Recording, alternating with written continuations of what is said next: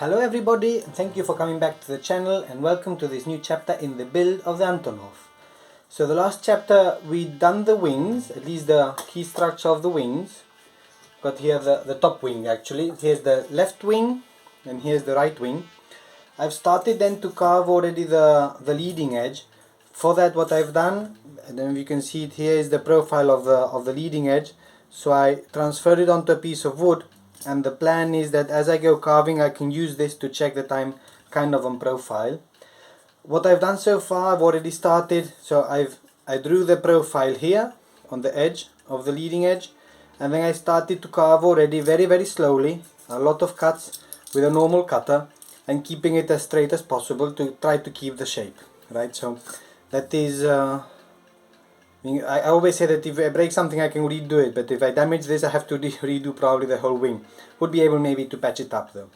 So what I'm going to do now, I'm going to finish this off with sandpaper. I'm going to sand it off, which is still going to be a lot of sanding, and then I have to basically finish off the whole profile. On the bottom side I probably used too much glue, or when I was putting in the ribs, so I've got here some glue, so I'm going to be cutting this off. I'll probably use nail clippers for that, I'm thinking. But first I'll probably try to do more of the leading edge, and then I also have to sand down the main spar. I don't know if you can see it, but in some places over some ribs it protrudes. So what I have to remember is to use masking tape, to stick some masking tape on the ribs so that I do not sand the ribs too much. Again, this is a trick from Cliff. And then I have to do then the trailing edge, then also the wingtip. And then at some point I have to be brave enough, let's see if you can see it here, to glue on the big chunk of wood that actually is supposed to hold the wing in place, right? It's supposed to go, I don't know if you can see it there, somehow like that. So I need to glue this chunk of wood onto this and also carve it to shape. So I don't know why I'm delaying it. I think because it's a critical step, and if I do it wrong then it'll just be very crooked. But anyhow, that's what I have to do. So top left wing in progress, then it's going to be then the top right wing, and after that the ailerons and things like that. So let me come to you when I have some progress. And here is the pretty much completed, not quite, but pretty much completed top left wing, right? So quite a lot of effort has gone into it. The sanding process, I find, is a process. As I say, I have to do it in several goes. So of course carving the leading edge, then also a bit of carving on the trailing edge, and then a lot of sanding. I'm just showing you here how I stuck the masking tape to protect the ribs from the sanding of the spar. Sometimes the spar was a bit higher, sometimes the rib, so I hope to have somehow evened it all out. It's not as exact as I would have liked, but I would say close enough, right? So let me take this off first of all, and I can show you then the whole finished structure. Oops. Hopefully it is quite sturdy actually, so I hope I don't break it. Let's see, so there it is. Basically there's the profile. An important thing on all wings of course is the angle of incidence that will be marked by this the root rib. So let's see how that turns out, but let's see if it focuses. Seems to be kind of okay, kind of very pleasant to hold this structure, and it is very sturdy, right? Even if the spar is actually not so strong in itself, I think the leading edge is the carrier of most of the structural strength.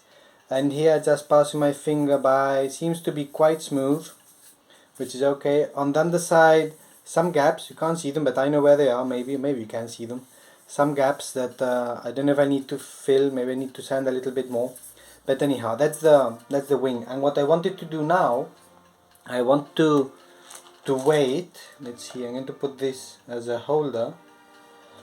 Before the sanding and the carving process, I think it was something like 17 grams, and both wings were very similar. So this is now 14.99, so 15 grams.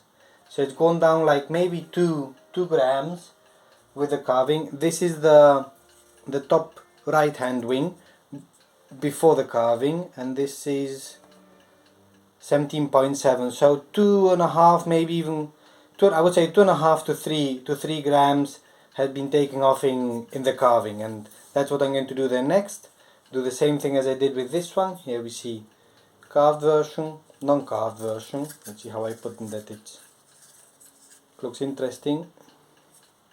Yeah, so one is carved, one isn't, and next step is to do the same step here. So takes quite a while actually, but also enjoyable. I can listen to Cliff and other videos while I do it, so I get on with this one.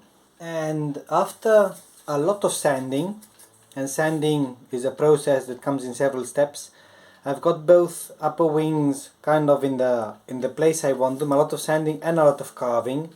Don't know if you can see that, but somehow the leading edges seem to be kind of okay, like matching, and also the trailing edges.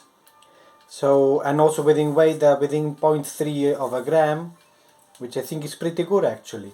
So one thing that I did learn, just to share, as I was also sanding the spars and the ribs, because sometimes it fits well, sometimes it doesn't. What I found is I have this sanding block that just by chance it's also curved. So that's also good, it prevents from making lines. I did use the masking tape, I just peeled it off, but then to do the final touches with the curved sanding block actually prevents the making of lines a little bit at least. I could still make them, but I think that helps. So what I have to do now is I've got to be brave enough to put on the blocks, the wing root blocks. I have to figure out again how they go. This I think is the one that goes here, so glue it, probably drill in the holes and present it up to the fuselage and see if that would actually work. So I'll probably drill the holes and then glue it, and then the next step is going to be to cut out the ailerons. I believe the ailerons, I have to verify, yes, I think according to the plan they'll go basically from here down to the wingtip. So I have to do one cut. I have to build in then the aileron on both sides, right? So I need at least one big piece that goes all along, give some gap also for the movement, and close it off like that, and then hinge the whole thing. So still quite a lot of work to do with the ailerons, but at least the structure of the wing is pretty much completed. And the upper wing is on. I'll still remove it. I just put in the toothpicks there, if you can see, to hold them in place. And what I wanted to check now is the dihedral. I think if you can see now, the wing that's now on the right, which is the left wing, has a bigger dihedral. So what I was thinking is how I can measure, because it is not marked. Sorry, that was my finger. It is not marked on the plan what the dihedral is, but by the drawings I think I can get it. So the first thing I did was I tried to make sure that the landing gear is actually flat. Here I have 6.4 millimeters until the base of the lower wing spar, and it's the same on both sides. So don't know how I did it, but actually pretty much accurate, maybe half a millimeter off or something like that, which is impressive for my means, for my level. And then what I've managed to calculate, if you can see through this mess over here, I've managed to extend the line from the bottom. You can see maybe in pencil, maybe not too much. You can't. There, this line there, and I've measured what it is to the top of to the tip of the wing. So I have here, let's see if you can see it because it's not focusing, right? It's 11 centimeters. So if I add 11 centimeters plus the 6.4, that's 17.4. So that means that this wingtip should be, if I get rid of some of the scraps that I have here, just a second, I have too many wood scraps, right? And I'd never like to throw things away. So this would be, what did I say, 11 plus 6.4, that's 17.4. This should be at 17.4. So we see that it is actually too high up. If I look at the other wing, it's another set of mess here. Let's see how this fares. This one is 17.67. So actually this one is pretty good. So the right wing has the right dihedral, the left wing doesn't. So I'm going to need to correct a little bit, probably squish it down a little bit and try to get it into shape. Not too worried about it because I think I can do it. Probably maybe widening the holes a little bit or something. I'm not going to glue it in yet, of course, because there's still a lot to do on the wings, like the ailerons and then also eventually the tissue. But I wanted to make sure that somehow the structure can come together. So I'm going to leave it like this a little bit, then I can enjoy seeing it, and then when I have time I'll get on with the ailerons. And some progress on the building of the ailerons. So for the ailerons I've cut out this whole piece and it's now down here. If I take it out of the board, then I can show you also the piece. Basically then I use a small jig to get always the same angle when I cut. Here it says jig, so that I don't lose it. Then mix it up with another piece of scrap wood, and then with that, after I remove it from the wing, I use it to cut the ribs at an angle and have that consistent angle. And then I'm putting now a 2mm board, piece of wood. You can see here maybe this at this angle. I still need to sand it down, bring it down to shape, putting also a closure rib, and this will then eventually be here. Like it's a bit off, you're going to have to cut it down a little bit. It's going to have the feeling that it's sticking out a little bit, but that's actually by design. Like on the plan, the ailerons actually they stick out a little bit, and that should be okay. Now a consideration is also that I'm going to have these are the wings that are the top wings, and my plan is to put the servos in the lower wing and then to connect with some kind of rod to the top wing. I'm already kind of convinced, or I know where it's going to be, because I think the low wing I'm going to put the servo somewhere in the middle so that it connects to that aileron, and that means that I'm going to put some kind of connection here. I'm not sure exactly how to do it. It's the first time I do it. I'm thinking of putting some wood, but wood could break, so I'm thinking now to put maybe a little bit of wire sticking out, maybe a loop of wire sticking out that actually, to which I can connect the control rod that will connect the top and the bottom ailerons. So that's then the next step. I might use a staple or a little bit of wire or something. I was thinking of using wood, but as I say, that might actually snap off and make it more difficult. So once I close this off, I'll figure that out, what kind of wire to use there, and then maybe some hinges, and then basically this will be done, and then I'll just need to do the other wing. And wrapping up the video with the last update.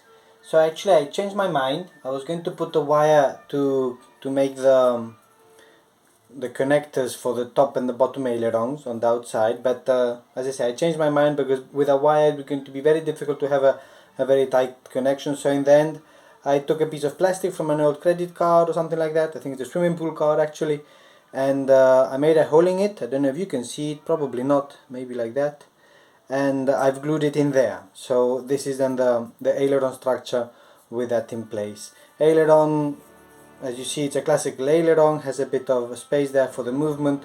The only thing that's missing now, maybe a little bit of sanding, is going to be the hinges.